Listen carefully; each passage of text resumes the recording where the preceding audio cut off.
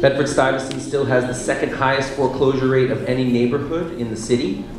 What would you do as council member to continue to support foreclosure prevention and counseling services at local community-based organizations? And we'll start over here again with Mr. Tiller.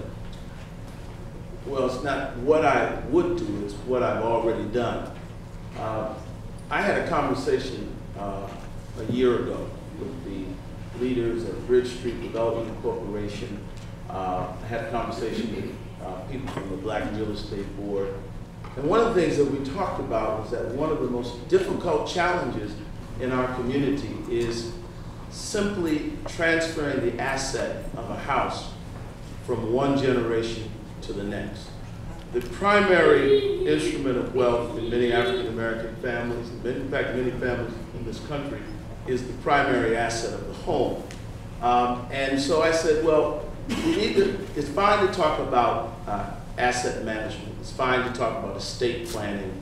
It's fine to talk about financial literacy in broad terms. But what we have to do is specifically educate people how to transfer that asset from one generation to the next. So I didn't just talk about it. We didn't just have a conversation. I pulled that organization together, Bessie Edwards and Richard Flatteau and the folks at Bridge Street Amelia. And we had at Nazarene Congregation United Church of Christ a forum in which we pulled together estate planners, attorneys, real estate professionals, very knowledgeable people. And we put together a first-rate forum which gave neighbors, people in the community, some of the best possible information that they could possibly have in terms of planning to transfer that asset from one generation to the next. It is very tragic in a community like ours when people who earned the ability and bought homes on transit worker salaries or domestic salaries, and yet they lose it in the next generation to people who actually make more money than them.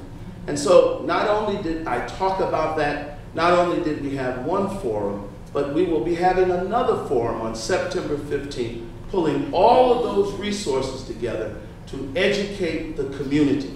Because one of the things that we have to have as a city council person is a person with an agile intellect, but a person that knows the pitfalls, the challenges of people in this community. And since I'm a minister and what I do is perform marriages, what I will do as a city council person is marry people with the resources that will help them. And this is a perfect example of what I will do from the council. Thank you, Reverend Tiller. Mr. Cornegy. Well, first of all, there are many organizations here in Bedford-Stuyvesant that provide services against predatory lending, and I would make sure that their funding remained available for those to operate as they should. There is a federal act, the Community Reinvestment Act, which calls on state and federal chartered banks to have pathways to home ownership, but also to help with families who are having difficulty meeting their payments. And I would make sure and continue to work with those banks. I'm blessed to have, as the sitting district leader, my female district leader, Annette Robinson, the Honorable Annette Robinson, is also the chair of banking, and continuing to work with her to make sure that those banks are held accountable to the Community Reinvestment Act, and to make sure that those pathways to home ownership include the failing and predatory lending.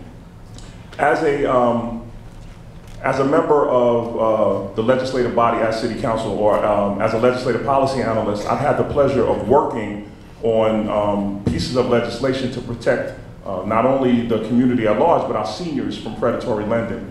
And I would continue to do that in partnership with Brownstoners and Bridge Street and the Yes Task Force, who every year annually put together forums so that they could remind those people who are in default, whether it's through utility bills or things of that nature, to make sure the Brownstoners who I work with constantly go door to door and knock on people's doors to make sure that they're aware when they're on the list of being foreclosed upon through water and tax liens.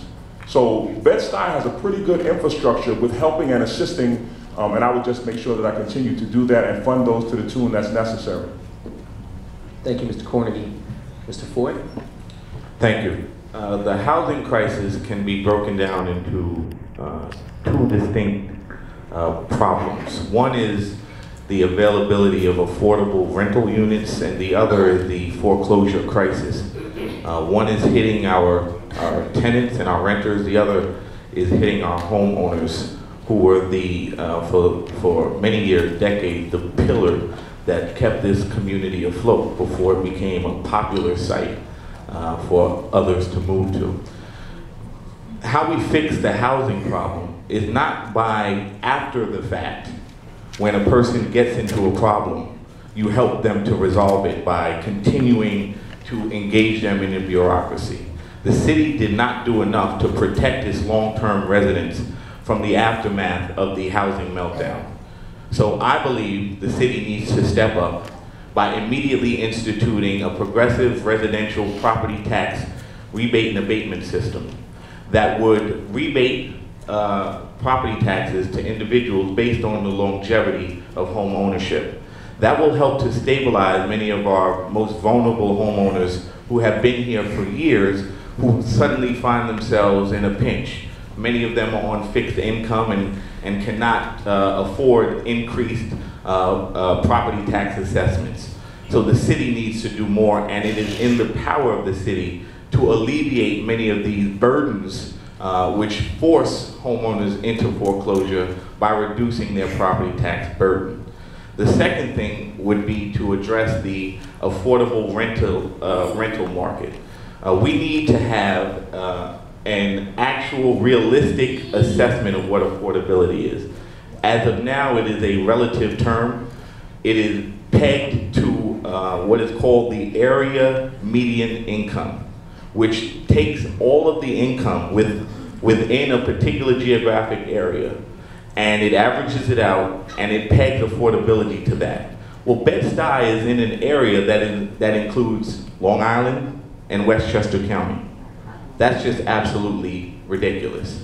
We need to have home ownership and affordability pegged to the people who live in the community, not to the people who live on Long Island in $1 million homes or who live in Westchester. So we need to reform how we define affordability as well. Thank you. Thank you, Mr. Foy. Mr. Sweeney. For someone that's in foreclosure, a young lady came up to me this past week and she stated that she was having trouble with her mortgage and things like that. And she reached out to this district, some of the non-for-profits, and she didn't really get any help. She kept plugging away till she was steered to the right resources that gave her a helping hand. For the banks that are holding these titles on these homes, there could be some new renegotiations with these banks, because some people may just not be able to stay in their home, but have equity. So for them to just lose their equity, be pushed out just like that, there may be another method and means where they can either buy a co-op, walk away with something, or even just renegotiate it, have a partner. But it really comes down to the banks that are holding these deeds. And if they're not willing to do anything, and if you look at the federal government's approach as far as keeping people in their homes, spanking these brokers and these predatory lenders, the people that are coming into the district, some of the folks are negotiating with the wrong folks. There's people coming in like sharks. You gotta make sure you have your wills together. You gotta have a plan where if you are in trouble, someone can really sit down and look at and assess your problem and be upfront and honest and fair with you. Some people may just maybe have the home for maybe 30, 40 years. Maybe the husband probably passed away. The financial structure that they had once before is not there, but they should not lose everything.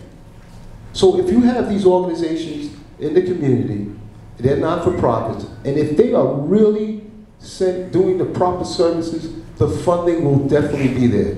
I don't see anyone on this panel that can deny that they would not fund someone, especially me, that is really helping these folks stay in their home. That is the most important thing. Most of the time, most people don't know how to get out of trouble. They make irrational decisions. We have a situation in our family where there's some tough decisions that need to be made.